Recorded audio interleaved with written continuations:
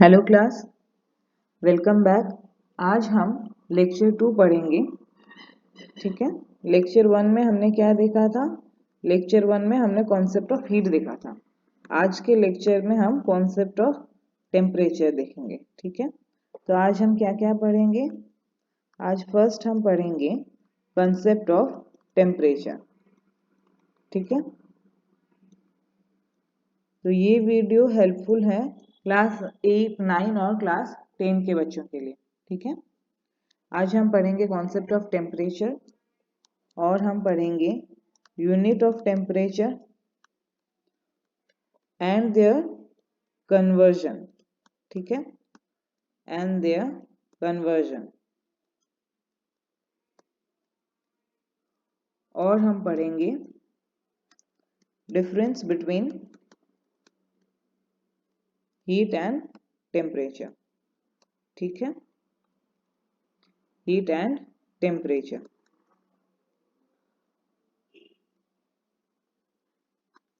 इसका मतलब है बिटवीन। ठीक है। तो लेट्स स्टार्ट। पहले हम पढ़ेंगे कंसेप्ट ऑफ टेम्परेचर। जो हमारा फर्स्ट पॉइंट है आज का वो है concept of temperature. Concept of temperature. ठीक है। तो टेम्परेचर का कॉन्सेप्ट हम समझेंगे। जब कोई हॉट बॉडी, ठीक है, सपोज ये मेरा एक बकेट है। ठीक है। तो ये मैं इसको हॉट बॉडी बोलती हूँ। तो इसका जो टेम्परेचर है सपोज T1 और एक बकेट है, ये कोल्ड बॉडी है और इसका टेम्परेचर है T2। तो ऑब्वियसली T1 T2 से बड़ा होगा। ये हॉट है ना, तो इसका टेम्परेचर ज़्यादा होगा। फिर अगर मैं इस दोनों बकेट को मिक्स कर दूं, ठीक है, इन दोनों बकेट में पानी है। ठीक है। इसमें गर्म पानी है, इसमें ठंडा पानी है।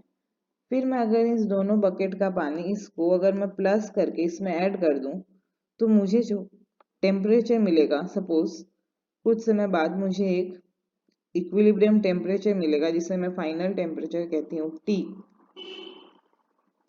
ठीक है। तो ये जो T होगा ये इन दोनों के बीच में होगा। This T will lie between T1 and T2. This T will lie in between T1 and T2. Okay. लेकिन ये जो T होगा ना वो T1 से छोटा होगा और T2 से ज्यादा होगा। इसका क्या मतलब? इसका ये मतलब कि जो मेरा गर्म पानी था उसने कुछ अमाउंट ऑफ हीट लूज किया है जो कि ठंडे पानी ने यूज किया है और उसका टेम्परेचर बढ़ गया है, और जो गर्म पानी था उसका टेम्परेचर कम हो गया है।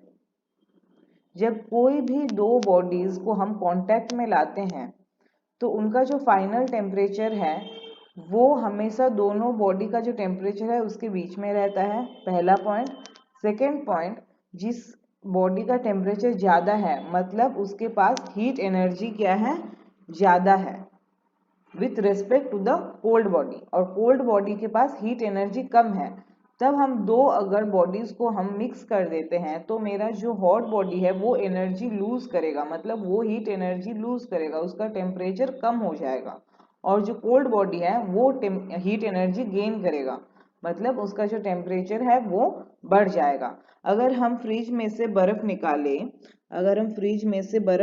ठीक है, और उसको हम नॉर्मल जो पानी है, एक ग्लास है जिसमें नॉर्मल पानी है, उसमें अगर हम ये बर्फ डाल दें, ऑब्वियसली नॉर्मल पानी का जो टेम्परेचर है, मतलब जो नॉर्मल हमारा एनवायरनमेंट का जो टेम्परेचर रहता है, आप सपोज मैं उसको बोल देती हूँ 36 degree.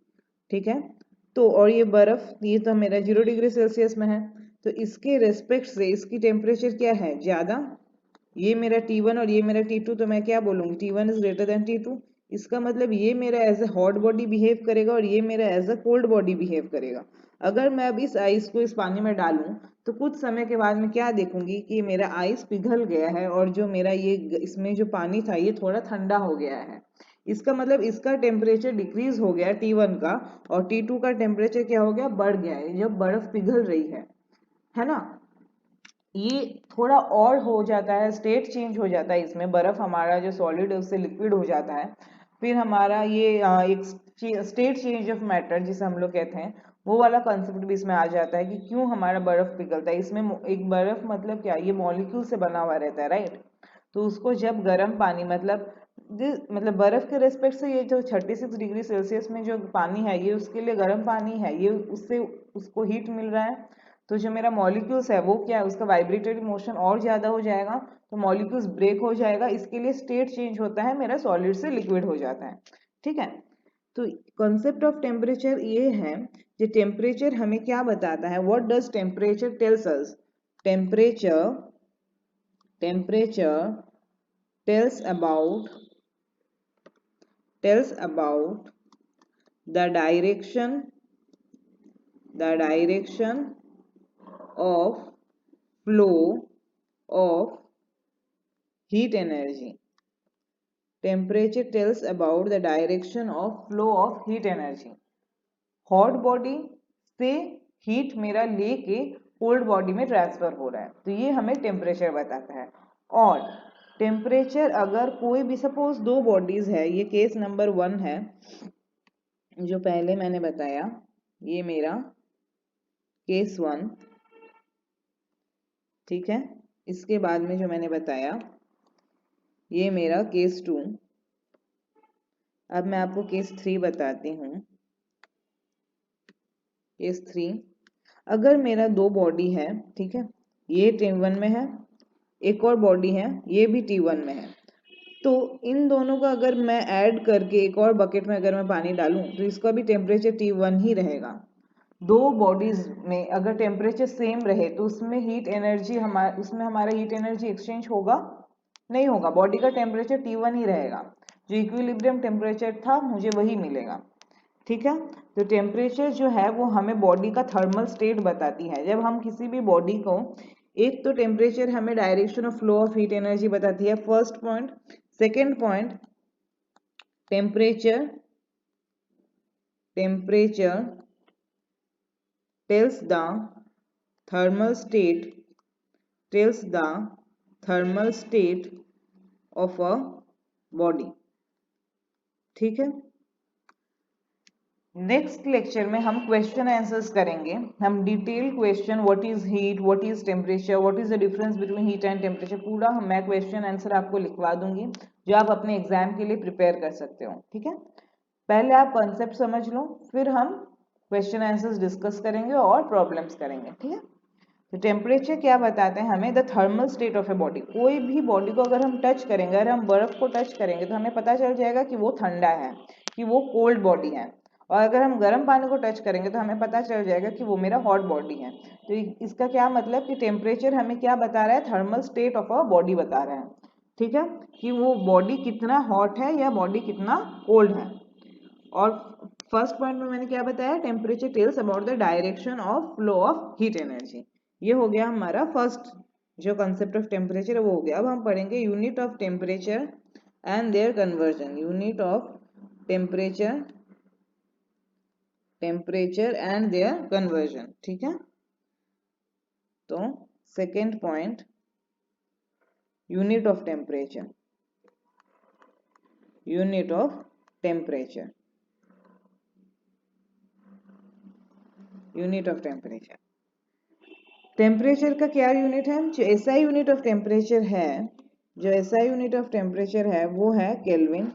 SI unit of temperature is kelvin, जिसको हम लोग सिंबल देते हैं कैपिटल के से। और जो other most common unit of temperature, और एक जो टेम्परेचर का यूनिट है वो है डिग्री सेल्सियस, वो है डिग्री सेल्सियस, ठीक है। इसको हम लोग कैसे लिखते हैं, इसका सिंबल डिग्री देंगे और फिर सी देंगे। और एक यूनिट ऑफ टेम्परेचर से दूसरी यूनिट ऑफ टेम्परेचर का जो कन्वर्जन है वो क्या है, अगर कोई भी टेम्परेचर T मेरा केल्विन में है, ठीक है, ये मेरा टेम्परेचर T इन केल्विन में है, that is equals to 273 plus T जो कि डिग्री सेल्सियस में है। एग्जाम्पल नंबर 1, सपोज मैंने बताया आपको कि टेम्परेचर जो है वो मेरा है 40 डिग्री सेल्सियस, ठीक है। अब आपको पूछा गया है टेम्परेचर निकालो इन केल्विन। केल्विन एक साइंटिस्ट का नाम है, ठीक है। तो आप कैसे निकालोगे temperature in kelvin, that is equals to what 273, इसके साथ हम 40 ऐड कर देंगे तो हमें क्या मिलेगा 3 और 7 4 जो 1 313 केल्विन। तो मेरा आंसर क्या हुआ 313 केल्विन। अब सपोज आपको पूछा गया है कि मुझे टेम्परेचर दे दिया गया है, टेम्परेचर आपको दे दिया गया है 293 केल्विन। आपको पूछा गया है टेम्परेचर निकालो इन डिग्री सेल्सियस, ठीक है। टेम्परेचर इन डिग्री सेल्सियस कितना होगा, तो इन डिग्री सेल्सियस में हम कैसे निकालेंगे, हमें फॉर्मूला पता है T in kelvin is equal to 273 plus T in degree Celsius, हमें ये चाहिए। तो T in degree Celsius equal to ये हम यहाँ ले आएंगे तो T into kelvin minus 273, T kelvin दिया हुआ है 293, तो 293 minus of 273 that is equal to what 20 degree Celsius. तो हमारा आंसर क्या हो गया 20 डिग्री सेल्सियस, ठीक है। इस हिसाब से हम करेंगे। अब हम क्या जानेंगे, जो मेरा हीट और टेम्परेचर है उसके बीच में डिफरेंस क्या है, difference between heat and temperature, difference between heat and temperature. हमने हीट का कंसेप्ट पहले वाले लेक्चर में देख लिया है, लेक्चर 1, ठीक है। और आज हम लेक्चर 2 में टेम्परेचर का कॉन्सेप्ट देख रहे हैं, तो अब वो भी हमने कर लिया है। तो इन दोनों में डिफरेंस क्या है वो हम जानेंगे। पहला जो डिफरेंस है वो है, आप देखिए इनका जो डेफिनेशन है, ठीक है, जो डेफिनेशन है उसमें डिफरेंस है। हीट मेरा क्या है, हीट मेरा एक फॉर्म ऑफ एन एनर्जी है, ठीक है। और टेम्परेचर क्या है, टेम्परेचर हमें क्या बताता है, direction of flow of heat, direction of flow of heat. मैं इसको बढ़िया से आपको लिखवा दूंगी, नेक्स्ट लेक्चर में हम लोग प्रॉब्लम्स एंड सॉल्यूशंस करेंगे, ठीक है। आज आप पूरा कॉन्सेप्ट समझ लो, फिर मैं आपको एक टेस्ट भी दूंगी तो उसमें क्वेश्चन आंसर्स रहेंगे, तो इससे आपसे आज की आपकी प्रैक्टिस भी हो जाएगी, ठीक है। सेकंड में डेफिनेशन के बाद में यूनिट, हीट का ऐसा यूनिट क्या है जूल, यह है मेरा एसआई यूनिट, और इसका क्या है केल्विन, ठीक है। थर्ड में क्या बता सकते हैं हम, बताइए आप, सोचिए आप थोड़ा। टेम्परेचर जो है वो हम कैसे मेजर करते हैं, थर्मोमीटर से। इसका इंस्ट्रूमेंट क्या है टेम्परेचर का मेजर करने का, थर्मोमीटर। आप सबने अपने घर में देखा ही होगा थर्मोमीटर। और हीट को हम लोग कैसे मेजर करते हैं, by the principle of calorimetry. Calorimetry भी हम बहुत जल्दी पढ़ने वाले हैं, ठीक है, प्रिंसिपल ऑफ कैलोरीमेट्री, ठीक है। और हम एक और देंगे, इसका डिफरेंस क्या हो सकता है, जब कोई भी दो बॉडीज, ठीक है, हीट में जब व्हेन टू बॉडीज, अगर कोई भी दो bodies are placed in contact, then the amount of heat, तो resultant body का जो amount of heat होगा that is equal to the sum of heat of two bodies, equal to the sum of heat of two bodies, ठीक है। Heat में क्या होता है, कोई भी दो बॉडीज है, ठीक है, इसका अगर मुझे टोटल हीट निकालना हो तो हम लोग ऐड कर देंगे। लेकिन टेम्परेचर में क्या होता है, हमने पहले ही देखा था, टेम्परेचर अगर T1 हो और T2 हो तो जो मेरा रिजल्टेंट टेम्परेचर है वो उन दोनों टेम्परेचर के बीच में होता है। इधर में क्या होगा, when two bodies at different temperature, एक सपोज T1 और एक सपोज T2, ये हो गया टेम्परेचर, ये हो गया different, are placed in contact,